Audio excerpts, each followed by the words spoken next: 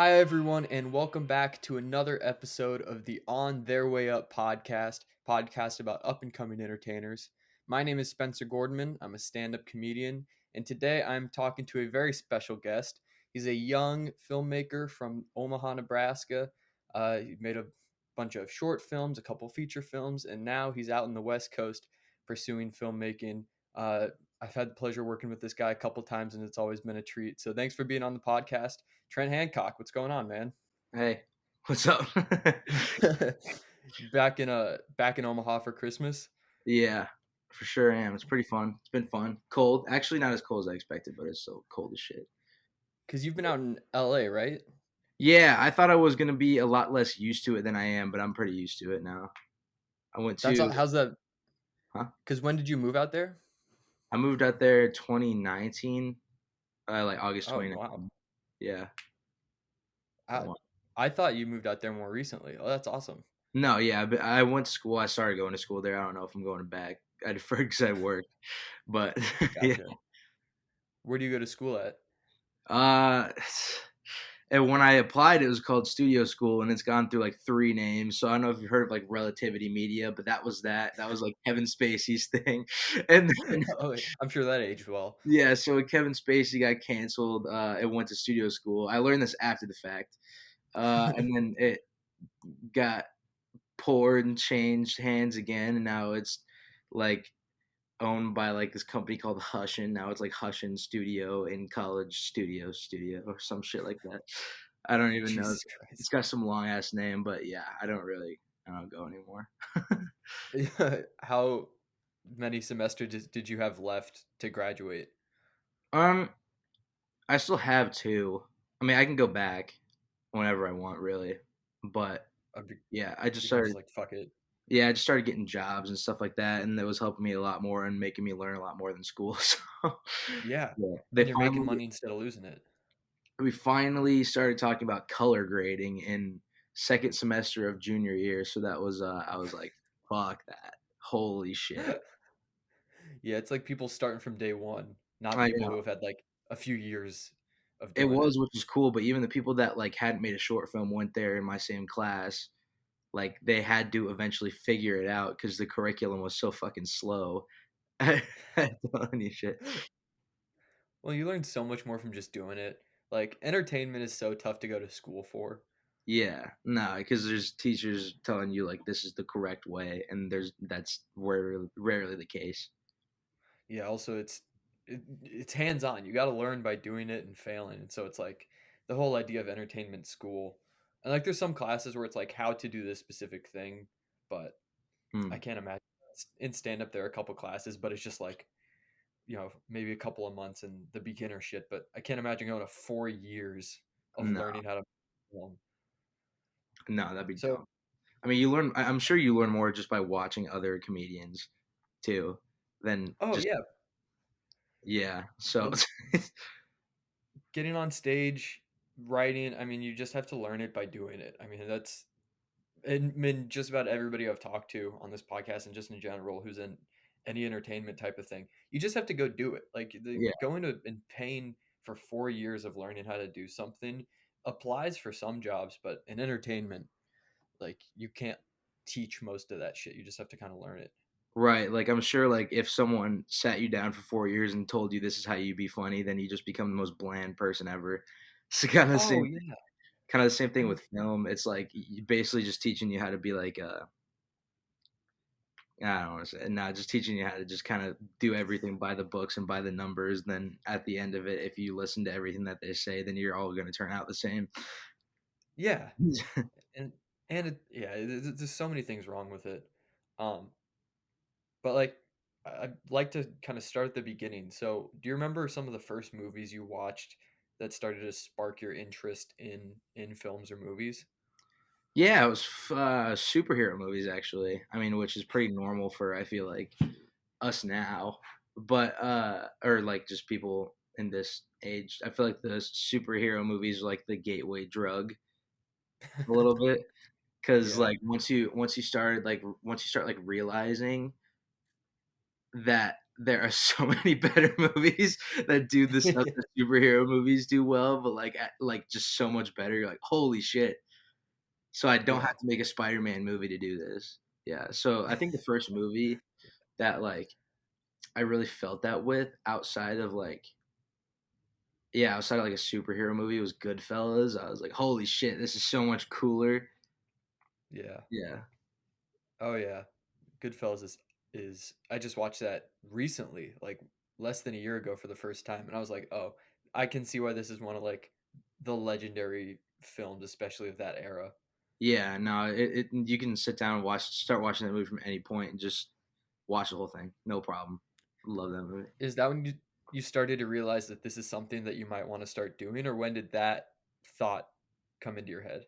Well, uh, I fucking hated school, and, so my teacher was like, he was like, "Hey, I have this, like, I have a couple of these passes, you get to miss school, and you get to go to this film festival to this, like, class thing." And then all I heard was, "Womp, womp, womp," missed a couple days of school, and, so I went, and then so we are basically just we were sitting in the Funny Bone, actually. That was where Yeah. class was, and, they were sitting up there talking about it, and I was like, I kinda just, like, know, like, what like, all the shit they're talking about just because 'cause I've watched so many movies, and then, Yeah. like, through doing that and, like, having a good experience and meeting Gavin so didn't you have Gavin on the podcast? Yeah, and he brought up the same thing, the Omaha Film Oh, Festival with the Funny Bone. yeah, well, he well, that was, like, the inception point for me, like, when I wanted to start doing it, he had already been, like, trying to do it, and then, like, within that, like, I started getting into, like, competitions and, yeah, just doing a bunch of competitions and just learning through failure a lot, and it Yeah. just started to become really fun, and it's just So you was yeah. No, sorry, so you hadn't thought of, like, this could be something you wanna get into, even though you're watching a ton of movies and love movies, interesting. No, so I Did you it was kind of funny because like, when, I really had no idea what I wanted to do, for so long, and, like, 8th grade, I, like, started watching football a lot. I was like, "Oh, yeah, I wanna go to the NFL," and then I started playing football in freshman year of high school. I was like, "I fucking suck, and this shit is ass." So I still played for a couple of years just for, like, workout purposes, kind of, but, yeah, and it was fun, but then when I went to that film festival thing, I was like, "Holy shit, that's what I wanna do." That's so cool. And Yeah. then you met, like, Gavin and, I mean, all those other guys who you did Paradise Film Co. with. Yeah. I mean, you guys still work on I didn't even know you were in LA because the whole time we've known each other, we've been doing stuff here in Omaha. I thought you moved out there, like, this summer. No, I didn't know you were out there for so long. That's awesome that you've been able to still come back and do stuff here in Omaha while you've been out in LA. Yeah, Gavin Gavin times it up perfectly to when I come back to when we shoot kinda thing. Which is That pretty makes sense. yeah. That makes a lot more sense. So, uh, what element did, like, kinda having that friend group pretty immediately, like, it seemed like you and Gavin and, with Bobby there and, Colton, I mean, you guys all I mean, from Colton? the times I've worked with you guys all seem co what was that? You said Colton? Yeah, I can't remember the dude's name. Who's Okay. the Caleb. Caleb, yeah, yeah, yeah, Caleb. I know it was a C, and I know he looked Russian. That's I worked with him very briefly. Yeah, that was pretty funny. But you guys seem to gel pretty quickly, or you guys seem to obviously have a good chemistry when I was working with you guys. Did you gel pretty quickly? And then, like, what effect did that have on, "Hey, I have a friend group to do this with now." That's a little more exciting. I think it was more we became friends more so because we had, like, a lot of friction in, like, what we liked and what our tastes were. So, a lot of, like, the beginning was just we were just, like, talking shit, but, like, friendly wise. So, like, Right. me and Gavin would, like, be super competitive and, like, every time that one of we would just trade off making short films, and then we would be like, "Oh, this one's gonna be fucking so much better than yours. It's crazy." But that's fun though. The competition can be good. Like, good competition, Yeah. like, probably made you guys better so much faster. Yeah, it was. And then so like transitioning that into like LA and like the school I went to and like trying to be like a little bit more competitive with like the people around me, they just were like just so clearly not into that. So There's something about that Midwest mentality that, like, just doesn't happen on, like, the West Coast from what I've heard. well, I mean, There's I don't know like if it's the Midwest mentality. It's just like being a bigger fish in a smaller pond and then vice versa when you go to somewhere else. That it's just like you kind okay, of want to be the biggest fish. And it's like once you go out there, it's like that's so far from possible when you're yeah, at that level that it becomes so much less important of a thing.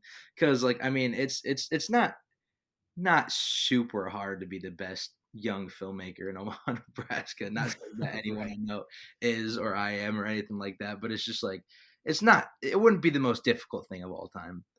yeah, You know what I mean? that makes sense. Yeah, So, what other differences did you granted, you weren't out, like, doing school here for film, like, you were just kind of making stuff with other people and whatnot. yeah, Um, is that still the same out in college in LA? yeah. You're still doing a lot of I kind of projects? have my little group of friends too, and they're all. And I like the quote: "Forget million trillion people have said it." That it's like surround yourself with people who are better than you. Yada Yep. yada. That whole thing, and that's how I feel, and they're really good friends to me, and then so we've just been making movies together also. Nice. And is that separate from, like, the projects that you're getting for work? Yeah, so, basically for work, I'm just doing PA stuff. I'm Okay. I'm working on the FX show Snowfall, and I'm an office PA, which means I'm kinda just, like, I'm kinda just, like, run errands, print stuff, upload stuff, just keep track of everything. I mean, it's fun, it's a really good experience, I like it a lot. And yeah, I mean, for somebody who's, early 20s, college age, like that's kind of the next step, right? Like that's kind of the job that fits that time of your life, right? Hope so. Yeah. Okay. So you went to the Omaha Film Festival and then you got into films. When did you decide that this is something that you wanted to go to school for? And like, what was that conversation like with your parents? Like, so you want to go into law, you want to go into business, and you're like, I think I want to go to LA and make films. Well, I I assume that wasn't an easy conversation. no, it was perfectly fine, actually. My mom Oh, told me, like, if I told her I wanted to be, like, a spear fisher out in the ocean, she'd be like, "Cool, go do it." okay, we Uh, had different parents. yeah. But no, but the one caveat was I just like, I had to go to college. Like, I had to. I Mhm. couldn't I wanted to just, like, move out to LA, which is just, like, a very, like, disconnected mindset of like being in the Midwest. I'm gonna go to LA and be a star. You know what I mean? Like, Right. it's very disconnected, which I'm thankful I went to school because most of the people that I associate with now like went there and then left because of kind of the same reasons. Where yeah, so I kind of just like closed my eyes and pointed on a map as like that one, and then I went to that school just so I could be out there. Oh, interesting. Yeah. So you like you didn't do any research. You were just like, all right, this one, which has changed hands 5 times and was run by like a pedophile. Yeah, a little bit, but, like, I mean, I did a little bit of research, and that was mainly one of the only schools that would take me for my GPA. So You weren't getting into UCLA. no, I was not. Sorry, decorate. Yeah. Uh, yeah, I was not getting into Funny. USC with my grades, not even a little. That's funny. I mean, yeah, it makes sense. You're going to a school that's like the studio of college, studios of the Yeah, spaces studio of college is like, all right. I mean, as long as you're out in LA, really, yeah, like you were saying. and to be honest with you, I still don't know the name of the school since they changed it. They changed it, like, during COVID, and then it's like it is genuinely, like, Hushin Studio College in Studio Los Angeles, something like that. Now I'm looking it up. Dude, LA. I don't even know if I'm spelling this correctly. Hushin is like Russian, but with an Eh, H. Yeah. Oh, yeah. Hushin College in Studio. Isn't it Los Angeles afterwards too? I'm sure. Yeah. I don't know. That's I awesome. didn't know the order of it. I still So funny. yeah. How hard was the move out to LA? Not bad. It's not actually not that bad. I mean, when you're freshman, you don't have like a car, you don't have nothing, so you're kind of just Right. going by the wayside. I had saved up some money from working at the Alamo here, Okay. so I basically just blew all that so fast, just Ubering to like all the cool ass theaters. And Once Upon a Time in Hollywood was like the movie that was playing in like all the theaters on film there, so I went and Oh, yeah. all of them. I ended up seeing that movie like 17 times, which is ridiculous. But that was what was playing, and I liked it Yeah. a lot, and I went into like all the cool theaters, and it was pretty fun. It was a little yeah, what the fuck moment, which is cool. You saw it 17 different times in 18 different theaters. Yeah, I like You just saw it everywhere. I saw it like because when I was working at the Alamo before I left, I got tickets for free. So I was like, oh, you need to see this. Oh, you need to see this. Oh, you need to see this. And I took a bunch of people. And then once I got out there, I like saw it at Tarantino's actual theater a couple times, which is Oh, shit. fucking badass. You can go there, get like a large popcorn, like a glass bottle of soda, and like a bag of candy for $6. In California? Yeah, no, like he wants the prices to stay the same, so he like Oh, loses money interesting. on that shit. It's pretty tight. I mean, when you have enough money to, like, lose money for the sake of it, Yeah, or I mean, God bless. That's fucking awesome. yeah. It's like why not? That's why every time somebody comes and visits me, I try to take them there. Yeah, I mean, that sounds sweet. Like, it just for somebody who loves films, I can't imagine a much better place than Hollywood, Hmm. right? And you were in college, so I guess the transition is about as tough as any other college kid who's moving out of state. Yeah, yeah, that's true. I kind of just like I didn't really think about that like at all. Really, it was more so just like how am I going to integrate myself into like the group of friends that I had. It's just more so like dealing with my only childness in a different city. Yeah. Um, do you feel like well, were there a lot of out of state kids there, or was it a lot of like Oh, West like Coast? everybody. A ton. That Yeah, must be cool though. my best friends are some of my best friends are from Minnesota, Tennessee, and Israel. It's like, yeah, I That's pretty know. cool. Yeah, I don't think I know. Well, yeah, I have one friend. He's from San Diego. Other than that, I can't think of anybody off the top of my head. That's just straight from LA that I talk to So a lot. all of you guys are kind of moving to LA together. All like you guys are all kind of experiencing things at the same time. Has that helped the transition out there, kind of getting your feet set in Hollywood? Well, yeah, because I mean, when you're the first person somebody knows, then like that lasts forever outside of a friendship perspective. If you guys are Mhm. interested in the same thing, you know what I mean? Yeah. Yeah, Nice. That's yeah. cool. Um, kind of working backwards. So, how many films do you make, or how many have you made, like short films versus feature films? Oh, I haven't made any feature Like, films yet. Oh, I acted in Gavin's, okay. but yeah. Once I come up with a movie that requires not $1 million budget, I'll make one. Yeah. Is that how much his couldn't have been $1 million, but it must not have been. No, not Gavin. Gavin's. Oh, you're saying out in LA. No, I mean, yeah. I mean, I just like I don't. I just think of too high budgeted shit, and it's really annoying, and it's one of my pitfalls with my writing and stuff. Because it's I like, see what oh, you're but saying. what if it was in the 50s? Oh shit! And then I get that stuck in my head, and I can't get out of it. Uh, yeah. Sorry, what was the first part of the question? No, no, that's kinda it, like, you've been well, I mean, this is very free form stream of conscious, like, talk about whatever we wanna talk about, but so you said you keep making you keep writing movies that are, like Too you need, expensive. like, an actual, like, film production company to finance Yeah, this. yeah, and That's it's super pretty cool. tough starting from that point. So, yeah.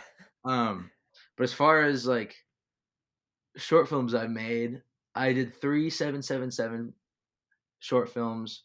I did like one for class, one for a 48-hour one for fun, and then I've made 2 in college, and I'm gonna make a 3rd in March. So yeah, Damn, it's like 9. yeah. That's a lot. How is your has your process changed at all since you've started? I assume it has, but like, are there any things that you've retained from like Baby Trent's first short film till now? Um, kinda. Uh, I guess I don't really think about it. You know what I mean? It's just like Okay. it's kind of just like a thing that I guess that's not true. I just don't really have like a process. It's different every time. Really, it starts from like the inception of an idea, which is usually an idea that I get from like a song that I hear, which is Okay. like I'll think. So I work just like completely backwards. Like usually you put the music in after yada yada. I like hear a Right. song, think about a scene to that song, work backwards, and then build a movie around that. And it's usually just while I'm sitting in the car. And now the difference is like usually I would just shit out something on paper, and then it would be like, well, I don't know how much better it can be, so I don't know if it needs a second draft. And then just shoot that. And then, but now it's getting to the point where like I'm so like I feel like sometimes my detriment. I'm so aware of the fact that I need to be consistently getting better. So like Mhm. I've become like a super like toxic perfectionist to myself. Ah, yeah. Yeah, and then I'm like, this fucking sucks. And then I like go and take a break from it, and I come back to it. I'm like, still fucking sucks. You go grab an applesauce, you come back, still garbage. Yeah, Still 2 minutes didn't change shit. yeah. 2 minutes didn't change a thing. That's so interesting. So you start with the song. Give me what are some examples of the song and then the scene that accompanied it? Oh, 'Cause I love this because I think very similarly, like, with music, like, I very much get, like, scenes of stuff. yeah. Shit. My entire Spotify is just soundtracks that I'm making. Like, there's not really a single like actual just playlist. I can see if I could scroll through and just. Or even just, like, a few songs where you're just like, "Oh, when I heard of this and this, I immediately thought Oh yeah, of this this movie that I'm movie." writing right now.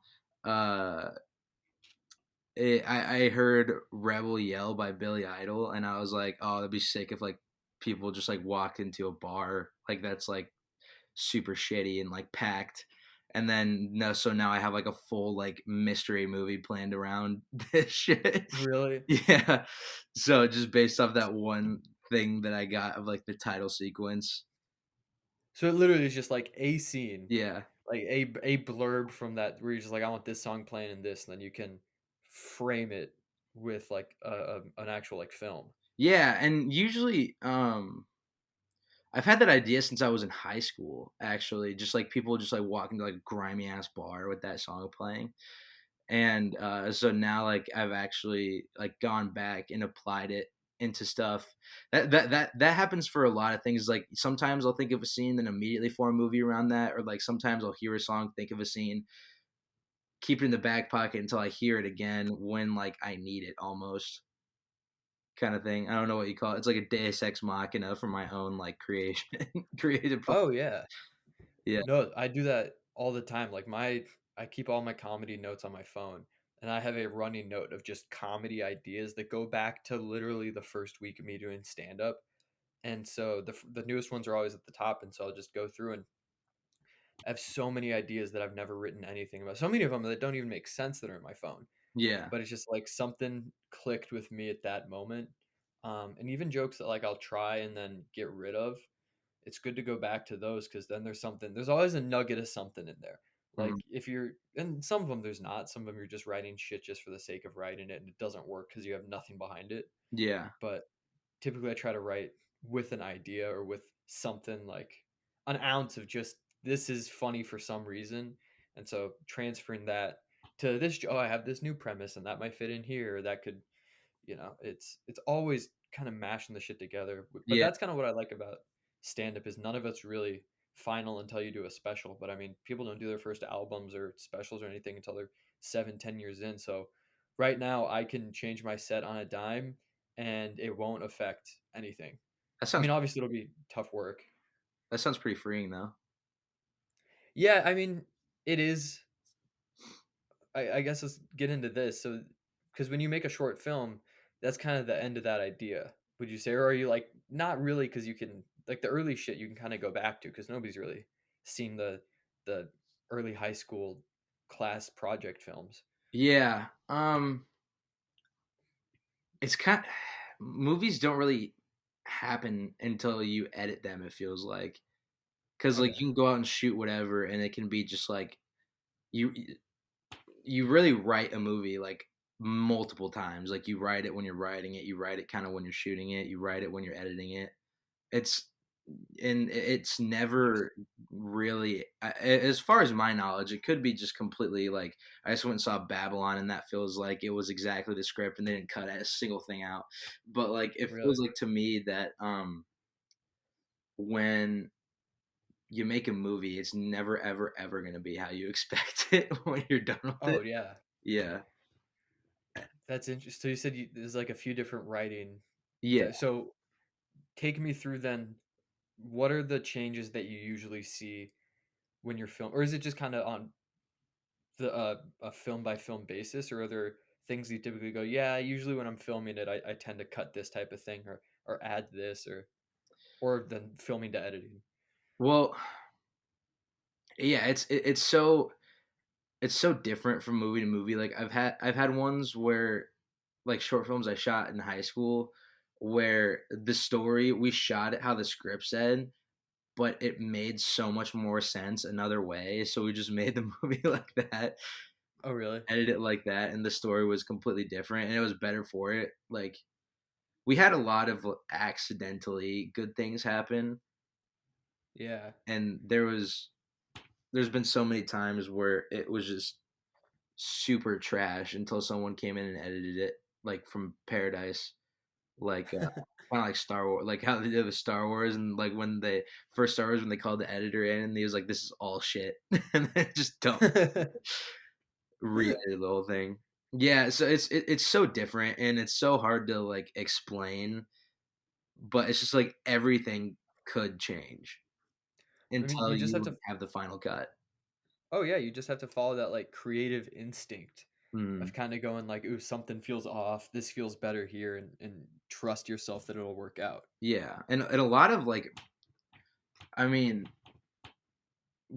good movies and bad movies is just, like, like, whether you, like, trust the director's taste or you kind of have the same taste or something like that. It's just, like, Oh yeah. what it's all what they like. They're not, like, following, like, a checklist, like, film school makes you, like, tries to make you believe that you do. It's like, "Oh, Yeah, there's God no no. fucking static character. They're not supposed to be. It doesn't make it interesting. Fuck."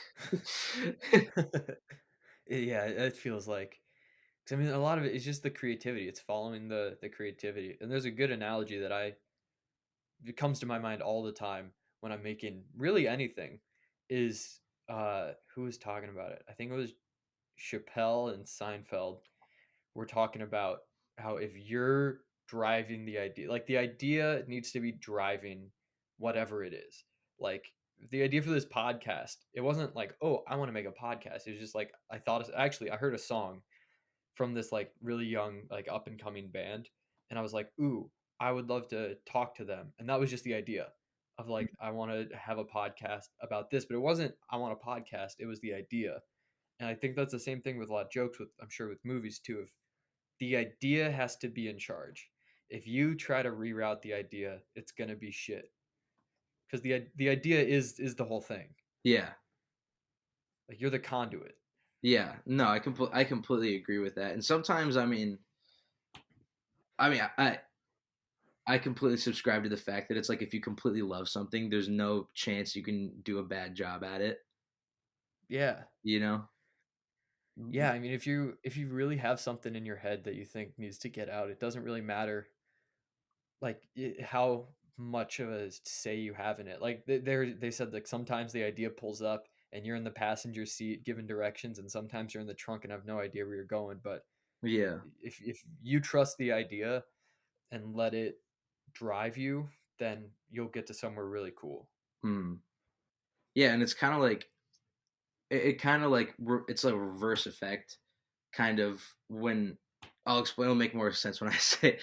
But, like, when Yeah. I'm writing a movie, it's like it's just happening and I'm recording it. Like, I'm just jotting down. Like, I'm just basically one of those people that just, like, type in the courtroom, just everything that I see and Yeah. hear and all that. And then so it's kind of flipped when you go and shoot it because it's so much different, but it's like it informs the next thing, but kind of a backwards way that I can visually see, but I don't have the vocabulary for it. But you know what I mean? So it's Like I told you, I was terrible at school. I don't know how to articulate this type of yeah, shit. I don't know how to Don't even know how articulate to that. spell articulate. Like, give me a break. Yeah, I don't even no, I don't know. But it just kind of funnels back into itself, kind of, if that makes sense. I You're guess. saying when you're shooting, goes use the script a lot, or do you still kind of use the idea in your head or so? The issue is you'll never shoot it like how you saw it when you were writing. Oh yeah, I guess that's what I meant to say. 'Cause yeah, when it'll never, ever, ever be the way that you imagine it to a T, and that was one thing that was super frustrating for me when I was first starting out, is because when I think super visually, uh, like, when you are so visual based when you're writing as far as, like, just what you want and just everything, not having the security blanket of it's going to be that way is really frightening, but now it's a lot yeah. more fun. 'Cause it's like, "Well, I don't know how it's gonna actually be, but I hope it's like this." Yeah, I totally get that because I mean, the you have that spark in your head, and you're just trying to get as much of it down as possible. Hmm. But I almost think that's how it should be made. Like you got to dream big and dream of the perfection. What is ideally this going to look like? Yeah. And then you have to ground it a little bit, but it's kind of that push and pull of how do you ground it while still maintaining as much of that idea that you had. Yeah, and I'm sure when you do your stand-up in the shower and whatnot, it's never as good on the actual stage. Oh yeah, it's an interesting it's an interesting process for Yeah. sure. And it's obviously it's different for a lot of people, but for me it's very much like there'll just be some inkling of an idea and I'll kind of like you were saying, I'm almost just when I think of stand like when I'm writing jokes, I'll imagine myself on stage because it just frames it of like, okay, this is kind of visually what this will look like. So it'll usually be either the stage I was most recently on or like a stage I recently had a good set in, or just like a home a stage I feel comfortable in. Mm, Like there's some like home stages for me. Um, and so then I'll imagine myself there with this premise and just see where logically I would take it if I was trying to make it funny. And like you were saying, just kind of write it down. Um, like I'm just watching somebody else perform, or like I'm in the audience watching myself typing down the transcript yeah. completely.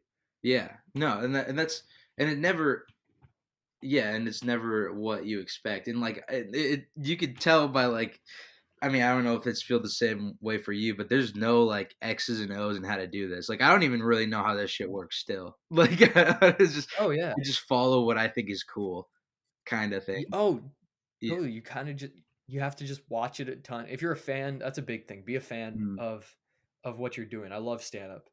It's yeah, I mean, it's my favorite thing. I'm sure movies for you. I mean, Yeah. from the times we've hung out, I mean, you're a giant movie buff, so it starts from that, and then yeah, I think I agree. It's just trusting yourself to make something that's interesting to you. Hmm. As long as you can trust yourself, you'll make something cool. Yeah. Exactly, and that's just, like, I trust myself over everyone else usually, like, when I take like, I took one of fucking Yeah. Gavin's notes in a movie that I made one time, and then that was like, "That was good, but" and then what Gavin gave me the note on that I Oh listened to. yeah. So, it was like, from that point on, I'm like, "I'm only doing what I want," and Gavin knows Yeah. that, and I give him shit for that all the time, 'cause it was supposed to be like, it was like I made a creepypasta. Have you heard of the creepypasta, like the Humans Lick 2 thing? Oh, I think so. Yeah, years ago. I mean, years ago. For, like, the people listening that don't know, it's, like, basically girl goes to bed, can't get her window shut at night, parents are out, she has a dog, she feels her dog always licks her hand when she goes to sleep, blah, blah, blah. She feels her dog licking her hand, and then the twist is, like, it's not the dog at the end, and it's she goes into her bathroom, the dog's, like, hanging from the ceiling, and it says, "Humans can lick too." Nasty. Jesus. And then so I made something based off that, and then Gavin gave me the note of, "Why don't you show, like, the guy breaking in?" Everyone was like, "I wish I wouldn't have Why? seen that." And I was like, "Fucking what? I listened to him." Yeah. Yeah. Yeah, there's a definitely, like, how much can you trust other people's takes on things? Mm. Um, the thing that I like about stand-up is that immediate feedback. So if somebody gives me, like, a tag or something like that, I can go try it on stage that night, the next night, and get that feedback of whether it was good or not and scrap it. But for a movie, it's like you just have to make the decision and then go with it and trust it until the end, and then you'll kind of see if it was a good call or not, Yeah. What's a which tag? seems terrifying. No, it is. What Oh, yeah, tag is like add on to the end of a joke. Oh, Um, so like I don't know. No, this is an example. I got it from buddy Brock Bristow. I had this joke about this guy was talking to us in one of my classes about an internship. And he said, "You're going to learn every part about a real job in this internship. You'll sit on the marketing meetings. You'll look at the accounting books. You'll hire and fire people."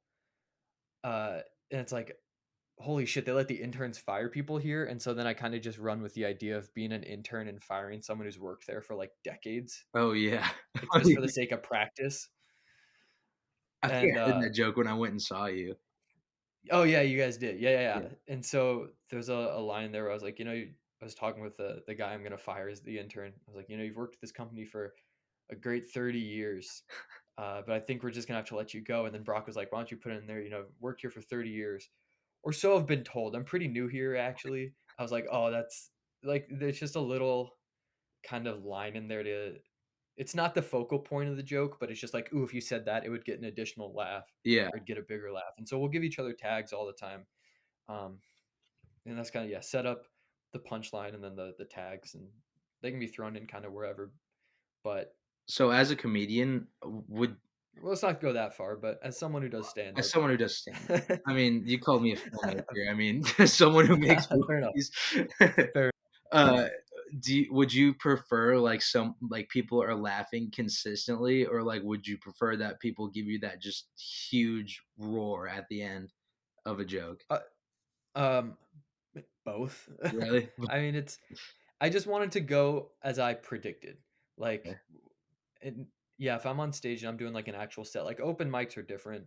Open mics are you're just trying stuff. I mean, it literally is just practice and workshopping. Yeah. But if I'm doing like an actual show, I just want to do my set and then the laughs I anticipated are there. And obviously a little bigger than I expected, but I know that some parts of a joke are just going to get like a decent laugh Yeah. because it keeps the audience there until I can get to the bigger laugh and obviously you just want every laugh to be huge, but it's unrealistic and it's um there needs to be flow throughout a set Yeah. of ups and downs and ups and downs and And there's actually I feel so like there's a lot of similarities in that in filmmaking with, like, in terms of, like, audience control. Like, you really wanna oh be yeah. able to make sure, you're kind of the shepherd leading them along kinda way, and Oh yeah. they have to, like, and you go up and it's, like, the opening scene and it's, like, the hook, and you have to gain their trust before you can do that, really. Oh yeah. No, you have to like getting on stage, the audience will give you about 10 seconds, maybe 15 seconds if you can prove them wrong. Like, but within those first 10, 15 seconds, they're going to judge if they're going to go along with you or not. Mhm.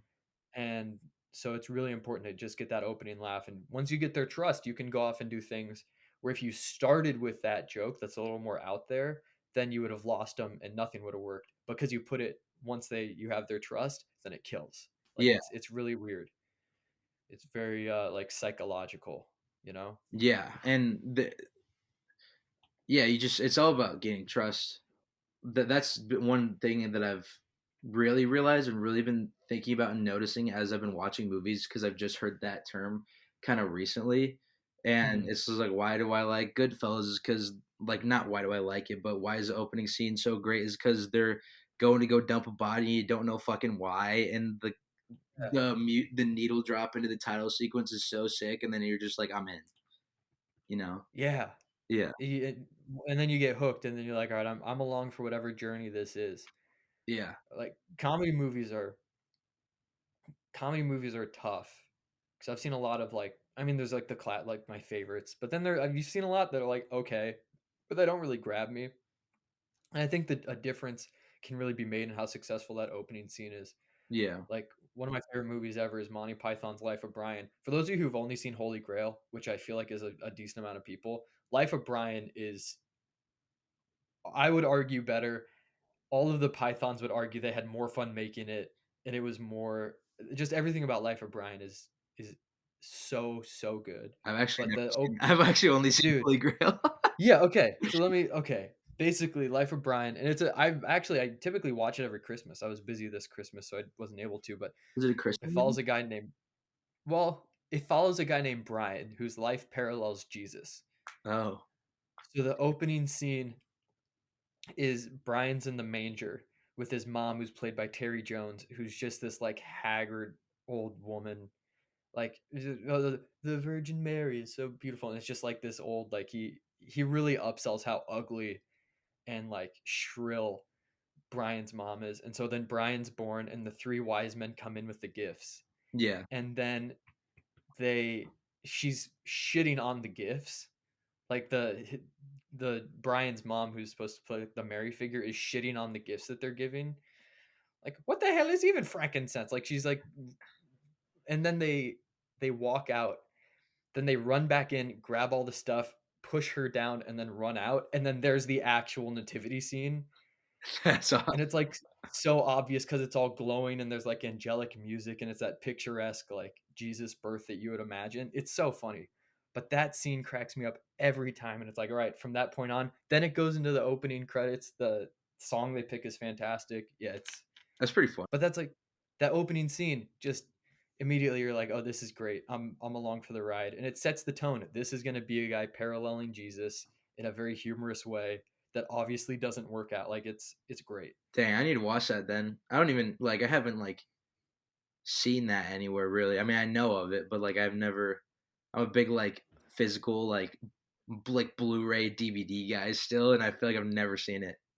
Yeah, well, everybody loves like and Holy Grail's great, Yeah, but like Life of Brian, the story's more cohesive instead of like a collection of sketches, which is kind of what um the Holy Grail is. Is it's like, the Knights of the Round Table and like the actually have the oh, the rabbit. vampire bunny, yep.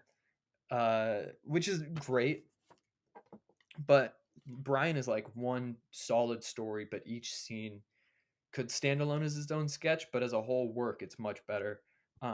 They're actually like saying things in it. Like Holy Grail is just like, oh, very fun. But yeah, Life of Brian is a satire on Jesus's like story and like the idea of a Messiah as a whole. yeah. And there's actually a four-part. I mean, it's on four parts on YouTube. There's like a one solid thing of two of the guys from Monty Python. I believe Michael Palin and John Cleese, talking with two um, like a bishop from one of the churches, like a cardinal or something, and like a religious scholar, who are saying that the movie is blasphemy, and then the Pythons are defending it, and it's in front of a live audience, like on a talk show type That's thing. awesome. Oh, it's so cool. That's sick. It's so cool. They had like a great argument about like you in the end, it's they're up on the crucifix singing "Always Look on the Bright Side of Life," and it's Brian and a bunch of other people. You've probably heard that song. I, It's I, no, it's I oh, need it's so good. to watch it. No, that sounds great. I might actually watch that tonight.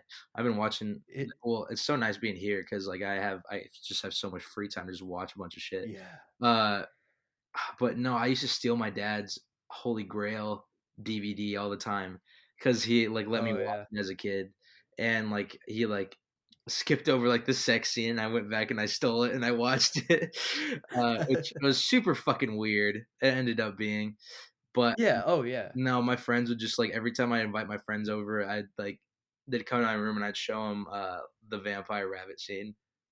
Oh, it's so funny. Yeah, they'd just laugh so much, and then the "It's merely a flesh wound" that scene. I love Oh yeah. yeah. Uh, you have them. Actually it's not here. It's at my apartment down in Kansas. But I have a poster with all the Python stuff, and there's the guy with the missing arms and legs. Yeah. Uh, yeah, Python's fantastic. Oh, but the other reason why I like this movie better is, and this is something I think you might be able to um, comment a little more on. But for Holy Grail, they had two guys, Terry Jones and Terry Gilliam, both like co-writing, co-directing. Like they all kind of wrote the sketches collaboratively, the six of them, but directing, the two of them did it in tandem. Mm, Versus in Life of Brian, one person directed and one person, Terry Jones, did like all the artistic stuff. So he did all the scenes, all the props. And so because there's only one person directing it, it was a much more unified vision. yeah. Like, have you ever been on projects where you and like either you and Gavin or you and someone else are working on something kind of as equals? And how does that Well, usually work out? nah, not really. No, I kind of I don't I don't go out of my way to stay away from it. I just know it's gonna be really fucking annoying because like I'm very particular in just like everything, Hmm. and I'm when it comes to this, not so much everything else, but like when it comes to this, like I'm always right and I know it. I feel like, Right. and I And was even if you're not, that's just the mentality you have to have when making something. yeah, and I get like I get to be such a bitch with that shit. Like was that stuff like when me and Gavin would have like an argument on set, I'd be like, "Well, you're dumb, and your movie's gonna be bad," and that's just and and we could say that to each other because like it's still like make a movie back home hometown thing, and people don't care. People aren't even really. I mean, some people are like wannabe actors, but like most people don't, and that Mhm. they're there to help us out, kind of, and they're You guys pretty. had me act in, or Gavin had me act in two of his things. I don't think he really cares about the quality of acting. Yeah, how did you guys even meet? Uh, work, Where? working on the Oh, fireworks, oh working at the shit. firework warehouse over the summer. Oh shit, that's so funny. You didn't come this you Yeah, didn't come this summer? I was there this summer. no, last summer. It was yeah, summer of 2020. No, 2021. Yeah, because most recent was 22. Yeah, so it was not the summer 6 months ago, but the summer 18 months ago. Hmm. We're just working out there all the time and uh got to meet through that, and then we're like, hey, you're a young, creative, self-loathing Jew. Like, let's hang out. And that was pretty much it. And we worked really well together at Hmm. a warehouse, which oddly enough, like if you can work together well in a hot as shit, I mean, call it a warehouse. It's about a dozen and a half shipping crates in a small town in Nebraska, Yeah. stocked with fireworks. So it's like if you can work well in that environment, you can pretty much work well with that person in most other environments. And then we liked working together, and then he created a short film sequel Yeah, well, and I liked cast it me in actually. it. That was like I said to get because me and Gavin give each other shit all the time. He's not as hard on me as I am on him, but he that's just because he can take it.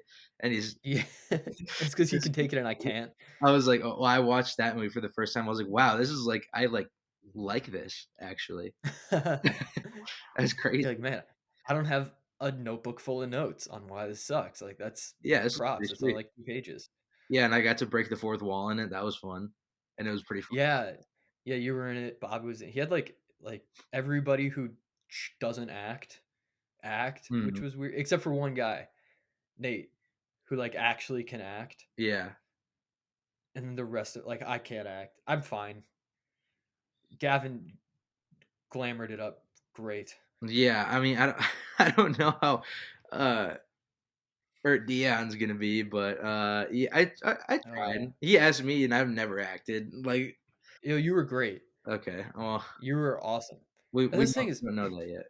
we got people who can actually act, who acted, and then we're like I'm fine writing coattails when it comes to acting because it's not really anything in my like wheelhouse. Like with stand up, I wouldn't want to ride coattails. Like I want to kind of do my obviously opening for somebody. Someone brings you on the road, gives you shows. You kind of have to do that, but a lot less. But with acting, like I'm fine if my little section completely gets carried by the people who actually can act. Yeah, But you were great in it. You were like legitimately really good. jeez. How did you I feel? don't know how. What? How did you feel when you were like, "Oh shit, I'm gonna have like an actual role in this"? Like, or what things from directing do you think you carried over into trying to do acting for your first time? I kind of just like said and did stuff how I would want it to be done as if it was my movie, and most of the time that worked Mhm. out. I think I got the least amount of notes from Gavin out of everybody because I was like, he's just not talking to me. Like I was like, is he fucking dissing me? Yeah. So uh Yeah, I mean, I don't even really know. I had no method of doing it. I kinda just showed up and Gavin wrote fucking basically just me into a script. I was like, "How hard is that?" Yeah. So, just did that. Yeah, I don't Yeah, know. that makes Hopefully it turns sense out. of, like, what you would wanna see if it was your movie and just translate that. Because if you want somebody to do something a certain way and you just emulate that, like, it's bound to work out. Mhm. As long as but you and Gavin also, like, obviously not think super similarly, but I think you guys have worked with each other long enough for you to go, "Okay, this is what he wants, this is what I would want," and put that into what you did. Yeah. Yeah, no, it was great. It was a fun experience overall. It was very stressful at some points because there was, like, a lot of yelling on a no budget feature film Yeah, shot in a place where not a lot of people do that. So, it was about as good as it could have been, I feel like. I'm I'm excited for happy it. with it. I'm excited to see it. Is there anything you took from your experience acting in this and applying it to writing and directing future things? Mm, um, I don't know. It kinda just made me wanna act a little more, Interesting. and it made me a little bit more like, it made me understand a lot more, like, the actor's mindset, and because like, just, like, the verbiage you'll use and, like, just make sure they know that they're doing a good job is one thing. Like I Yeah. said, like, I didn't, and I was like I went up to Gavin after, like, one of the first couple days, and I was like, "Am I doing good? Like, am I doing okay?" And he's like, "Yeah, you're doing fine." I'm like, "You're not talking to me." Like, "Yeah, because 'cause you're doing good." Like, "Well, I'd like to know." Yeah. Yeah, Yeah. realizing the almost like watching the things that people do that you don't like Yeah. or being on the other side of that. Like, I know I run a show down in Lawrence, Kansas, where I go to college, and I was very adamant about making sure that it goes a certain way because I've been on a bunch of shows that are I've been on a fair amount of shows, and I've a good percentage of those are really well run, had a blast. There's also some that are like nobody really markets for it. The running it's pretty loose. Like it just is not very well organized or just well promoted. Like you can organize a great show and run it really well, but if there's only four people in there, excuse me, nobody's gonna have fun. Yeah. And so, like I made a very like my marketing for it essentially is like print off 2,000 business cards with all the info and walk around the main street in Lawrence handing them out for 6-10 hours the week before a show. Jesus. And yeah, it's a lot of work, especially when it's cold. Oh god, when it gets really cold, like the show in December was brutal. And like the week beforehand was great, but then the week leading up to the show, it got cold as shit. And but I still went out there and I still did it. And then we ended up getting like 45 people in there, and it's like a little room. So I mean, it was standing room only, Nice. and it was like, even then, like the lowest amount we've ever had is like 25, which for some shows that's like the biggest they've ever had. Oh, jeez. Well, So it's like I just wanted to put in the effort to make it a great show because I've seen when people don't put in the effort, and a lot of people do, and it's just tough. Like it is really tough, and especially the location, and there's a lot of things about it that make it difficult. But I was like, this is if I can put the time into this and find a way that this could work, I want to make sure that it works really well. yeah. Well, sweet. Yeah, next time you should just go, like, on the top of a building, just shake them all out, and just watch them all fall. Yeah, exactly. Well, Sometimes that's what it feels like. yeah. Dude, there was a woman who came into the show in December who was like, "I found this on the ground today, and it looked interesting." And I was like, "Hey, it got in the hands of somebody who wanted to come to the show. That's perfect." Right. Yeah, She just found it on the street. And I was like, "God bless." that's pretty sweet. All right, dude. I think we've pretty much covered all of it. Is there anything else you wanted to bring up? What are you working on next? What's the next project I'm for old Trent trying to there? somehow make I'm trying to somehow make a mystery short film. It's hard. Okay.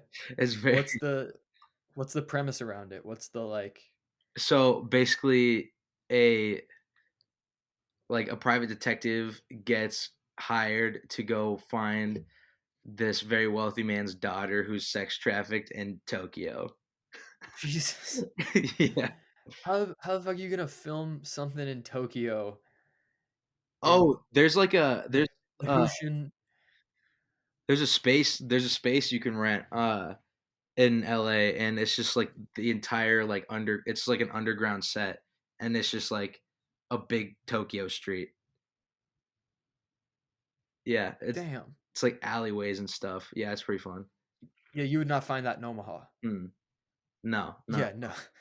When they're like, "Oh, there's so many more opportunities out there." I'm like, "Yeah, I'm sure there are." And then it's like, you can rent Tokyo underground. Yeah, no, Alright, maybe there's for something to sure. it. I'll send you what it is.